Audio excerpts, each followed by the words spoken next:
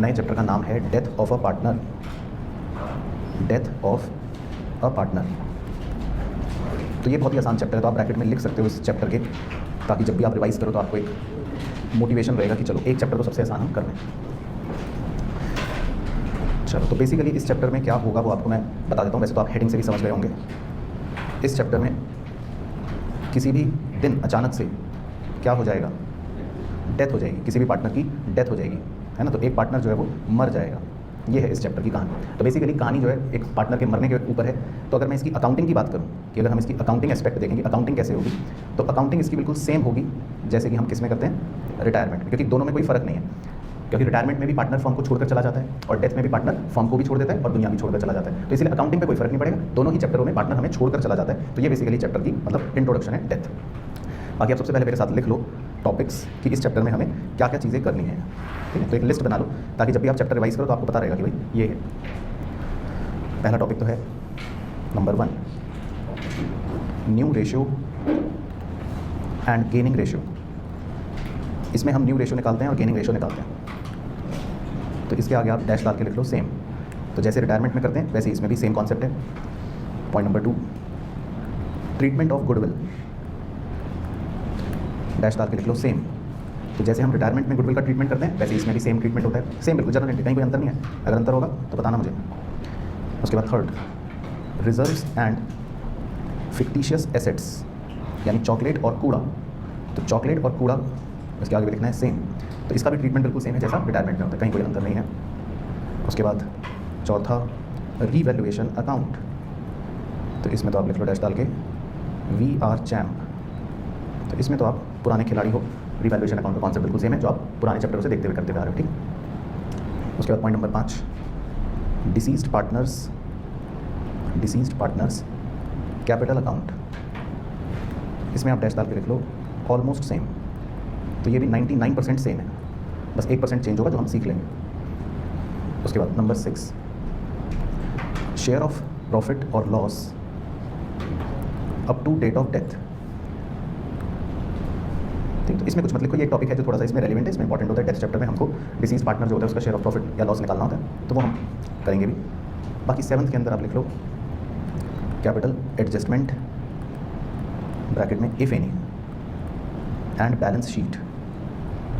इसमें आप डैश डाल के लिख सकते हो सेम। तो ये बिल्कुल रिटायरमेंट की तरह सेम है, सारे सेम केसेस हैं और सब कुछ सेम है, मतलब कुछ भी नया नहीं है, 100% सेम। और उसके बाद 8th में लिख लो डिसीज्ड पार्टनर्स एग्जीक्यूटर या ऑब्लिक एग्जीक्यूटर्स लोन अकाउंट। इसमें आप डैश डाल के लिख सकते हो ऑलमोस्ट सेम। तो ये भी 99% सेम है, 1% हल्का सा ट्विस्ट है बस, वो हम सीख जाएंगे। और लास्ट टॉपिक है इसमें सेक्शन 37। तो उसके आगे कुछ मत लिखो क्योंकि वो नया है, वैसे तो न्यू टॉपिक है, वो हम इस चैप्टर में पढ़ते हैं। तो कुल मिलाकर ये 9 बातें इस चैप्टर में हैं, जिसमें से मतलब अगर इसका निचोड़ निकाला जाए, समअप करा जाए, तो 90% चैप्टर जो है वो आपका क्या हो गया, सेम पुराने चैप्टर की तरह, रिटायरमेंट की तरह। बस 10% चैप्टर जो है वो कुछ छोट मोट बातें हैं जो उसमें अलग अलग होंगी, ठीक है, वो हम आपको सिखा देंगे। चलो ठीक है, तो हम एक कॉन्सेप्ट लिखेंगे, कौन सा जो थोड़ा सा सीखना है हमें। तो हमें नए रेशो से मतलब नहीं है, वो हमें आता है सेम। गुडविल से हमें मतलब नहीं है, वो हमें आता है सेम। रिजर्व से कोई मतलब नहीं है, फिक्टिशियस एसेट से हमें मतलब नहीं है, रिवैल्यूएशन से हमें कोई मतलब नहीं है। तो सबसे पहले हम पॉइंट नंबर 5 लिख रखा है, डिसीज पार्टनर्स कैपिटल अकाउंट, उसका कॉन्सेप्ट थोड़ा सा लिखेंगे, ठीक है। तो 9 टॉपिक्स की लिस्ट बनाने के बाद आप लिखो heading deceased partners capital account. तो इसका एक आप स्ट्रक्चर बना लो मेरे साथ साथ ही अपने रजिस्टर के अंदर। तो इसी में कॉन्सेप्ट भी आ जाएगा और इसी में आपको ढांचा भी सिखा देते हैं। तो 10-12 लाइन का बना लो एक। डिसीज पार्टनर का मतलब होता है जो पार्टनर मर गया, ठीक है, उसको डिसीज पार्टनर कहते हैं। तो जो पार्टनर मर जाता है उसको डिसीज पार्टनर कहते हैं।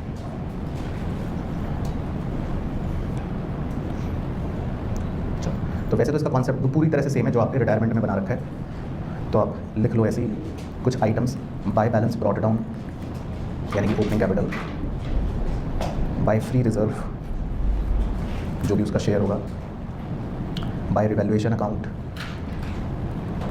जो भी अगर उसका गेन होगा, by remaining partners capital account जो भी उसका शेयर ऑफ गुडविल होगा, और बाय P&L सस्पेंस अकाउंट जो भी उसका शेयर ऑफ प्रॉफिट होगा। तो जनरली ये चीज़ें हमारे पार्टनर को जो हम देते हैं वो सब आपको क्रेडिट में नज़र आ जाएंगी। तो just like retirement, basically retirement की तरह ही कुछ नया नहीं है।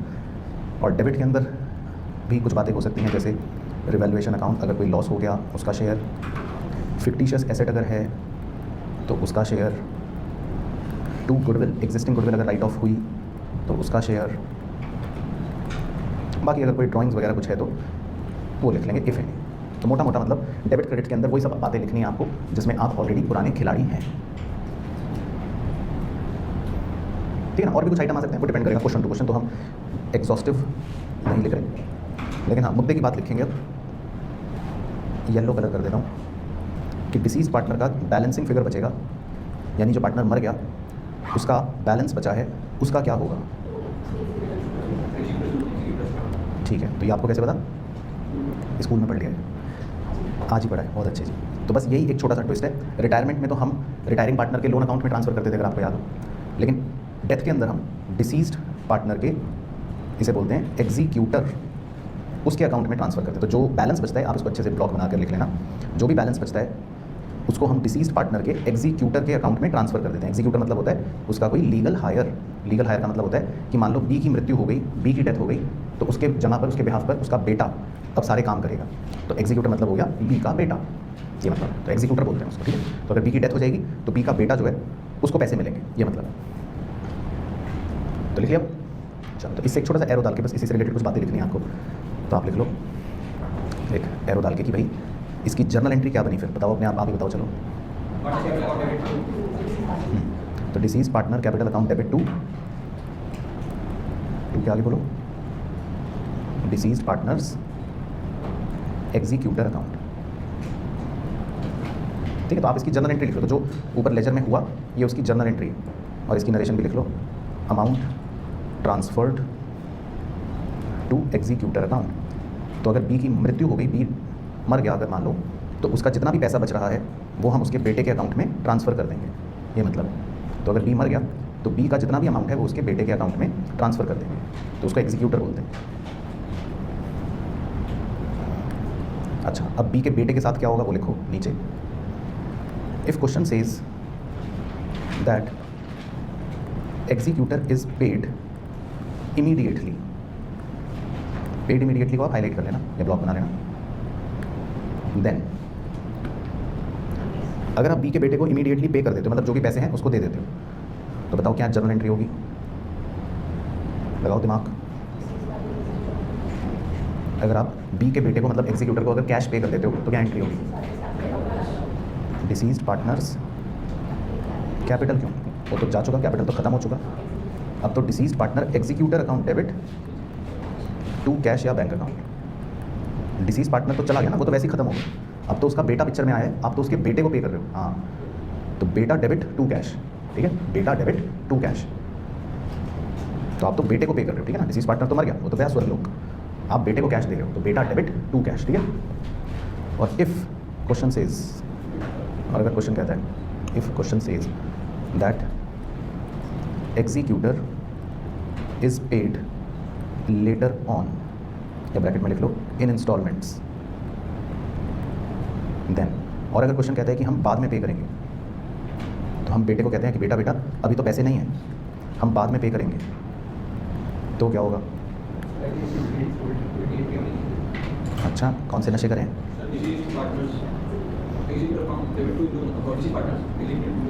ठीक है, मतलब सिंपल भाषा में बेटा डेबिट टू बेटे का लोन अकाउंट, बिल्कुल सही, बिल्कुल सही।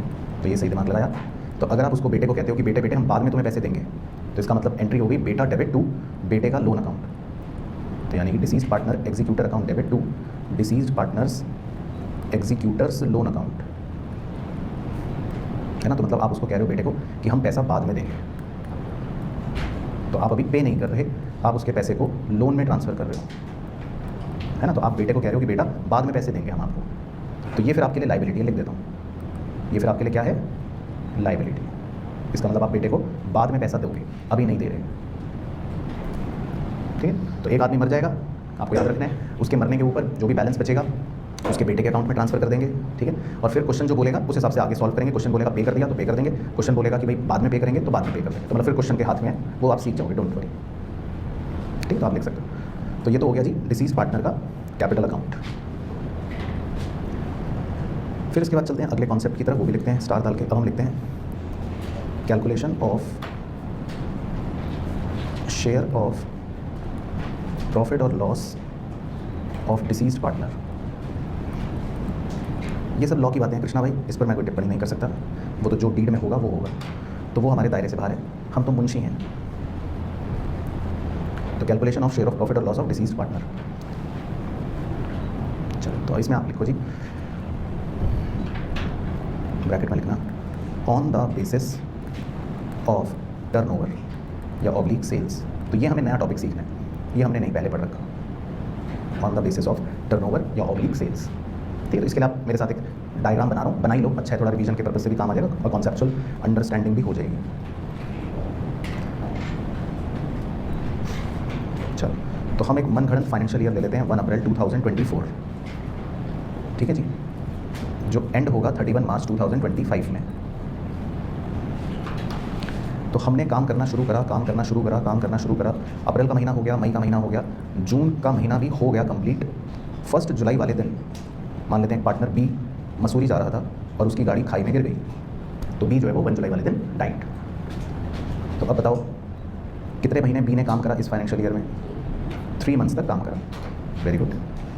तो जब बी ने 3 मंथ्स तक काम करा तो इन 3 मंथ्स के अंदर कुछ ना कुछ प्रॉफिट या लॉस तो हुआ ही होगा फर्म को। बोलो हाँ, इन 3 महीनों में फर्म को कुछ ना कुछ प्रॉफिट तो हुआ ही होगा। तो बी के मरने के बाद बी का बेटा कह रहा है कि अंकल मेरे पापा का इसमें शेयर निकाल के मुझे चाहिए, इस प्रॉफिट में मुझे बी का शेयर चाहिए। तो पहले तो ये बताओ बी का बेटा गलत तो नहीं कह रहा कुछ? बी का बेटा बिल्कुल सही कह रहा है। पहले इतनी बात ओके हो गई। तो आपने सेम कॉन्सेप्ट, सेम कहानी रिटायरमेंट ड्यूरिंग द ईयर में भी सुनी थी, ठीक है जी। पहले इतना क्लियर हो गया। चलो तो आप बना लो पहले, चाहे इतना साथ साथ ही बनाते रहना। अच्छा तो अब हम कैसे निकालें? बी का बेटा बाहर खड़ा है, तो बताओ बी के बेटे को हम क्या बोलेंगे, कैसे 3 महीने का प्रॉफिट निकालें?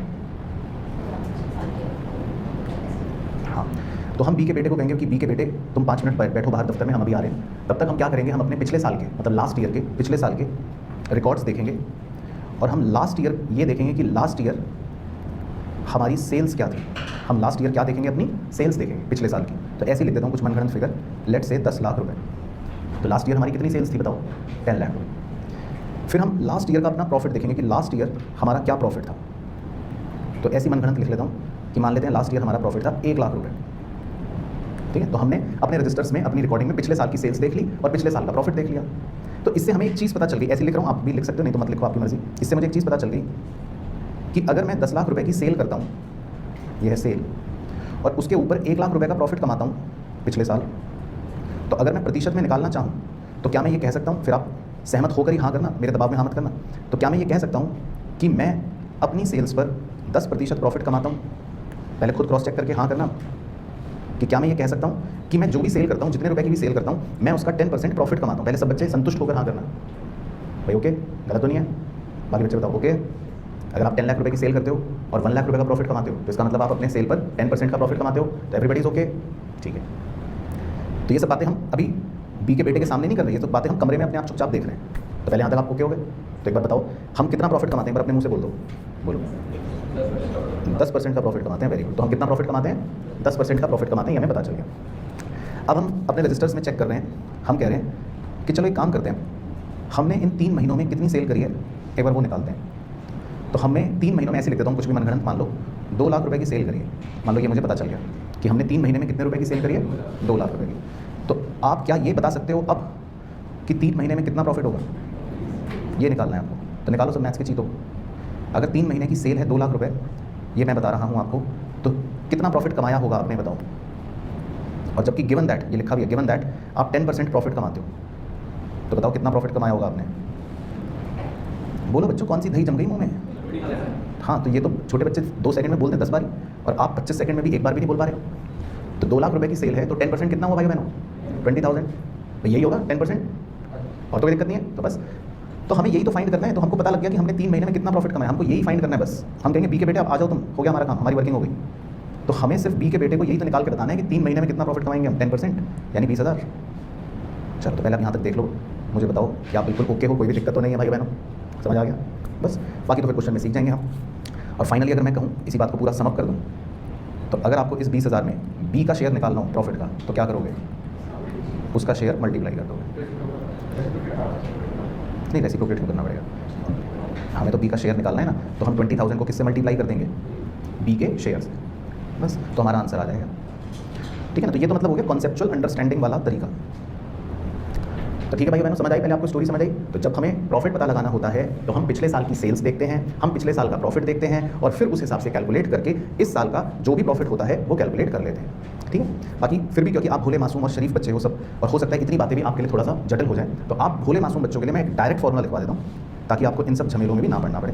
तो आप सीधा मेरे साथ एक फॉर्मूला लिख लो, इसके नीचे तो सब समझने की बातें थी, तो आप एक सीधा फॉर्मूला लिख लो, deceased partners share of profit. ठीक है, कि अगर मुझे डायरेक्टली निकालना हो सर, मुझे इतना दिमाग भी नहीं लगाना क्योंकि मैं बूंदू हूँ, तो हमें सीधा फॉर्मूला बताओ।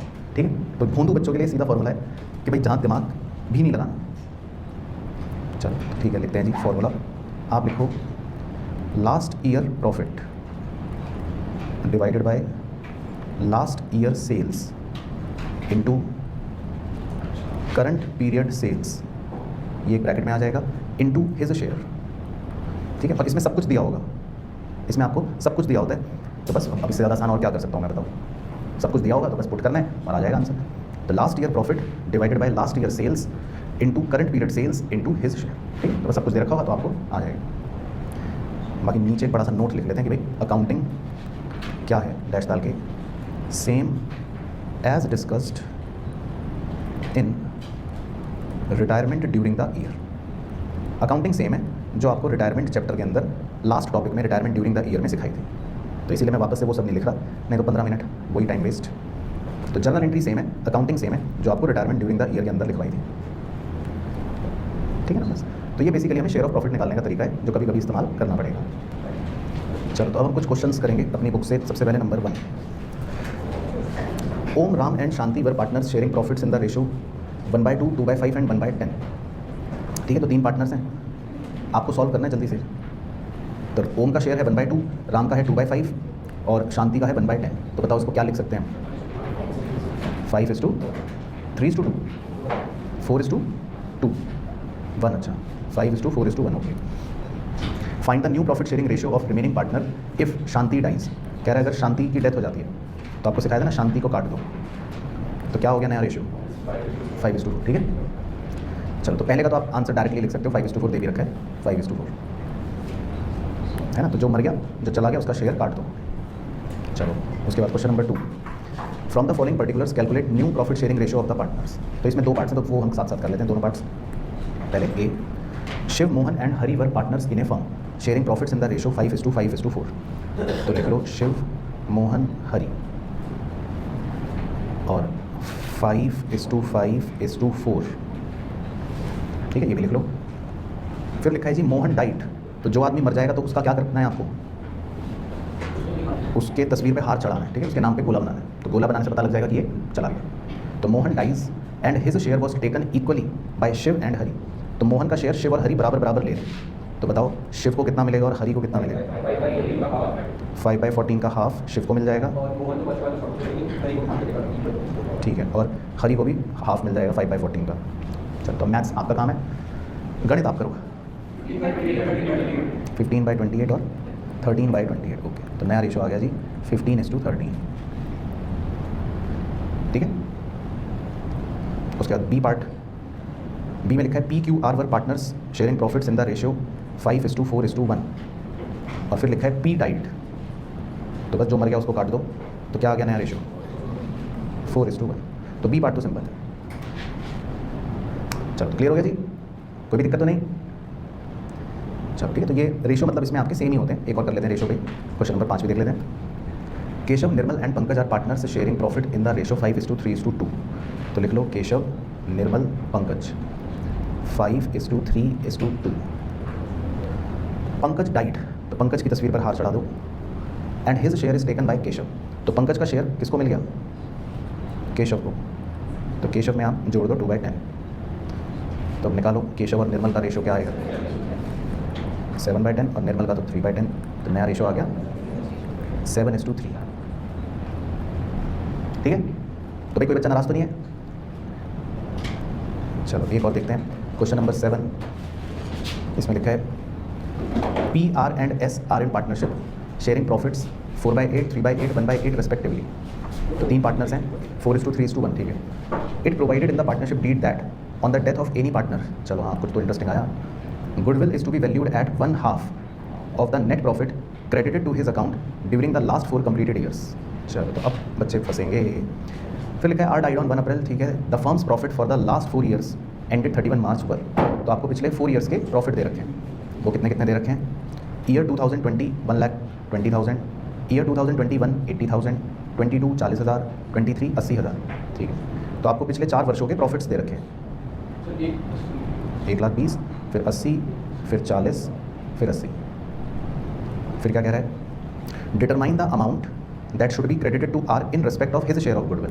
कह रहा है कि आर का शेयर ऑफ गुडविल निकालो। चलो तो ये पहले आपसे निकलवाऊंगा थोड़ा सा, और फिर कह रहा है पास journal entry for adjustment of goodwill, ये मैं कर दूंगा। तो जर्नल एंट्री पहले कर देता हूँ। तो बताओ जर्नल एंट्री के लिए आपको क्या सिखाया था रिटायरमेंट में, कैसे करते हैं? सबसे पहले क्या कसम खिलवाई थी? Very good. तो सबसे पहले जो पार्टनर मर गया उसका नाम लिख लो क्रेडिट साइड पर, ये याद आ गया? सबसे पहले किसका नाम लिखवाया था, सिखाया था? जो पार्टनर रिटायर हो जाता है या मर जाता है। और डेबिट किन किन को करेंगे हम? गेनिंग को डेबिट कर देंगे, मतलब पी को, सेक्रीफाइसिंग तो मुझे नहीं लगता कोई होगा, और एस को डेबिट कर देंगे। तो अब ये निकालना है आपको कि आर का शेयर कितना, ये आप निकालोगे। उसके लिए आपको 2 मिनट मिलेंगे। चलो तो सवाल आपकी आंखों के सामने, तुम निकालो फिर बताओ। चलो तो मैं सिखा देता हूँ, मतलब कर लेता हूँ, डिस्कस कर लेता हूँ। आओ जी, तो देखो आप यहाँ से पढ़ो, yellow colour, his share of goodwill B valued eight के बाद से पढ़ना, ठीक है। एट के बाद से ये पूरी इंग्लिश का सेंटेंस पढ़ना धीरे धीरे, ठीक है। अगले 2 मिनट इंग्लिश की ट्यूशन चल रही है अब। इसमें लिखा है 1/2, 1/2 का मतलब होता है आधा, 1/2 का मतलब क्या हो गया? आधा। 1/2 ऑफ मतलब किसका? 1/2 of net profit credited to his account. इसका मतलब है हिंदी में कि नेट प्रॉफिट जो आर को मिला है, इसका हिंदी में अनुवाद है कि net profit credited to his account की हिंदी है नेट प्रॉफिट जो आर को मिला है during the last 4 completed years. इसकी हिंदी है पिछले 4 साल में, पिछले 4 साल में, ठीक है। तो मैंने पूरी इंग्लिश को हिंदी में कन्वर्ट कर दिया भाइयों बहनों, ठीक है। तो इसका पूरा हिंदी अनुवाद बन गया कि नेट प्रॉफिट जो आर को मिला है पिछले 4 साल में उसका हाफ, ये मतलब हो गया, ठीक है। तो पिछले 4 साल के आप प्रॉफिट्स देखो कितने दे रखे हैं आपको, पिछले 4 साल के प्रॉफिट्स देखो 120, 80, 40 और 80। तो पिछले 4 साल के अगर मैं प्रॉफिट्स को जोड़ूं तो पिछले 4 साल के प्रॉफिट्स कितने हैं टोटल? 3,20,000। भाई ओके होगी कहानी।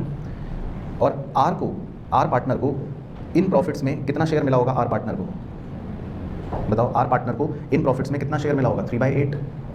तो पहले एक बार इतना कैलकुलेट करना जरा, 3/8 इंटू 3,20,000, ये करो कैलकुलेट, कितना आ रहा है? 1,20,000 आ रहा है, ठीक है। अब उसका आधा कर दो, तो 1,20,000 का आधा कर दो, कितना आ गया? 60,000। तो आपका आंसर आ गया भाइयों बहनों 60,000। तो यही था भाई, ये जिन्होंने 60,000 बताया सही बताया, ठीक है। तो आर का शेयर कितना आ गया? 60,000। तो समझ गए इंग्लिश की हिंदी और हिंदी की मैथमेटिक्स। तो आपको पहले इंग्लिश से हिंदी पे जाना है, मतलब समझना है, फिर हिंदी से मैथमेटिक्स पे जाना है। तो ओके भाई बहनों सबको? चलो तो आर का शेयर लिख लो 60,000।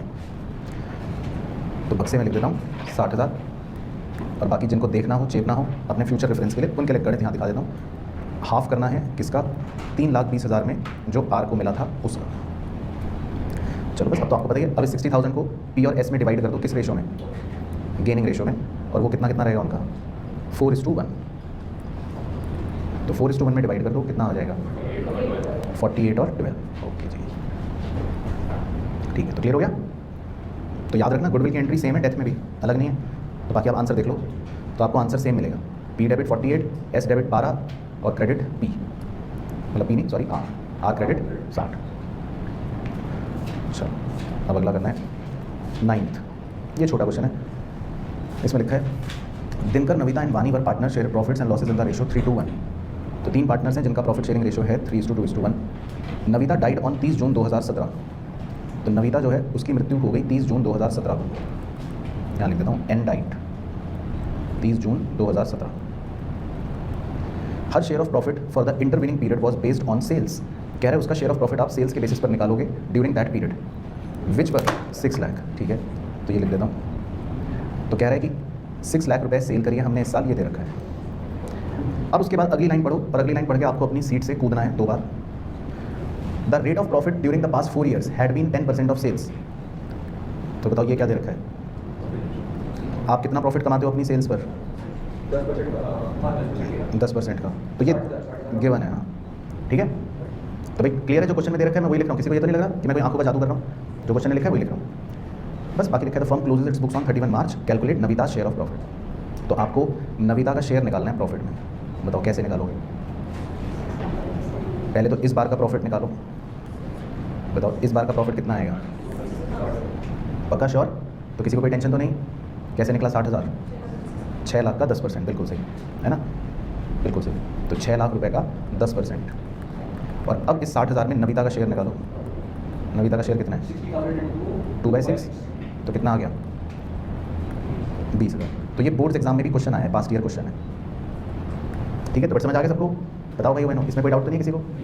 20,000 ही आएगा। चलो ठीक, एक और कर लेते हैं 11th। ये भी एग्जाम में आया था पास्ट ईयर में, उन बच्चों का जो पूरे साल पढ़ाई नहीं करते।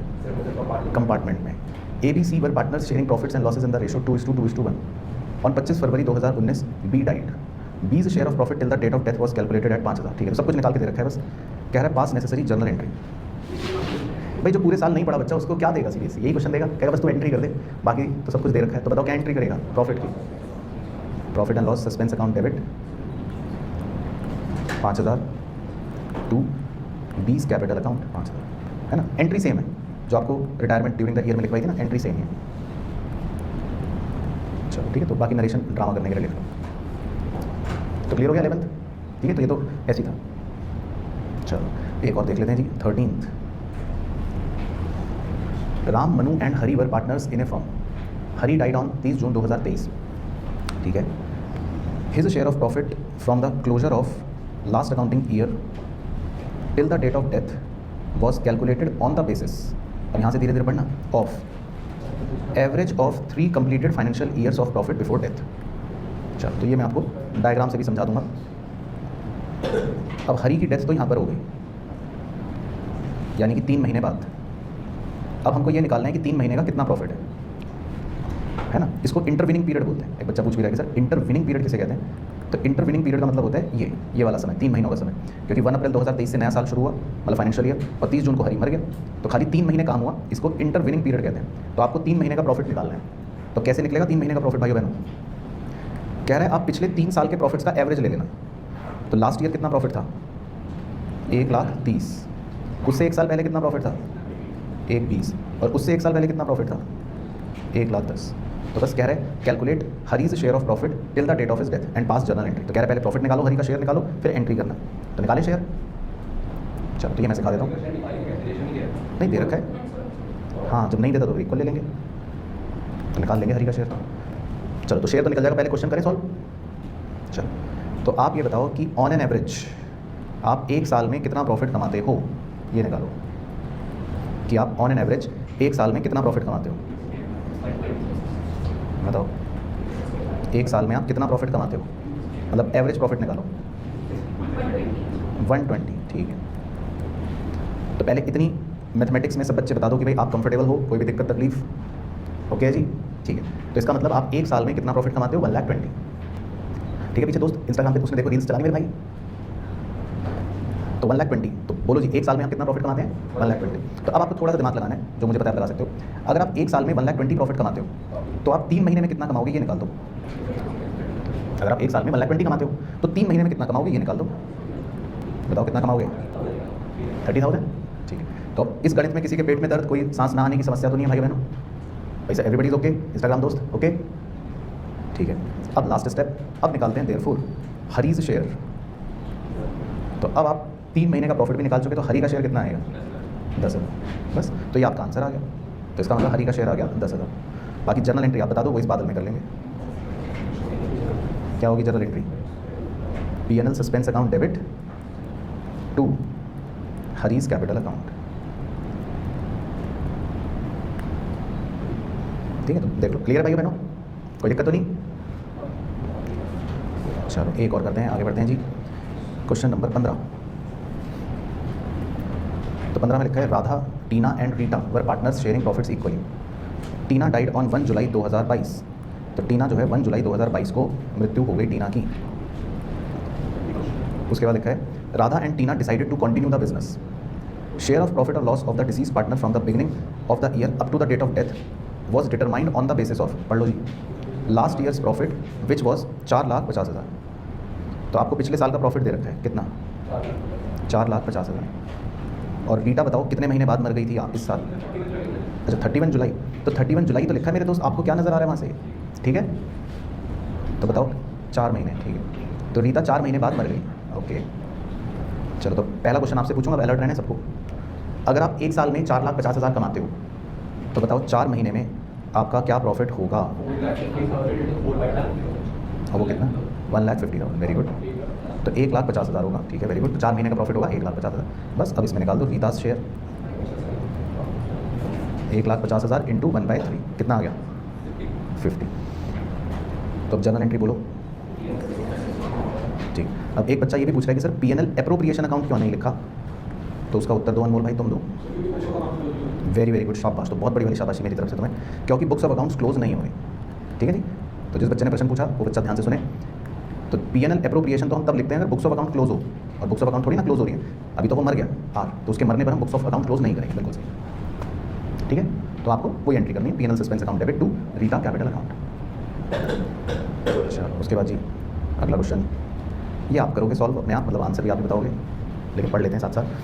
16 इसमें लिखा है G, Manoj, Rakesh and Harsh were partners sharing profits in the ratio 2:2:1।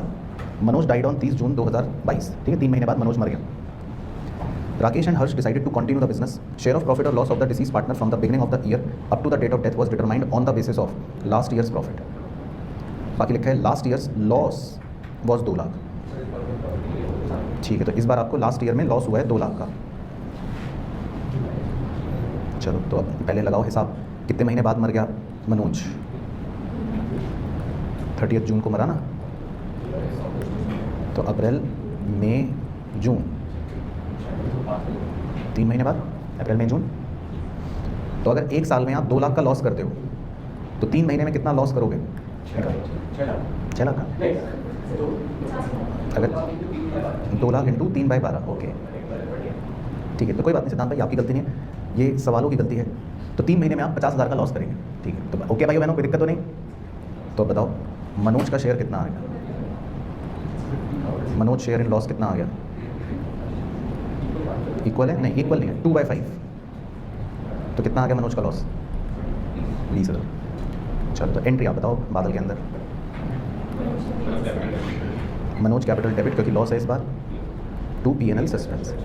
ठीक, तो Manoj capital account debit to PNL suspense account.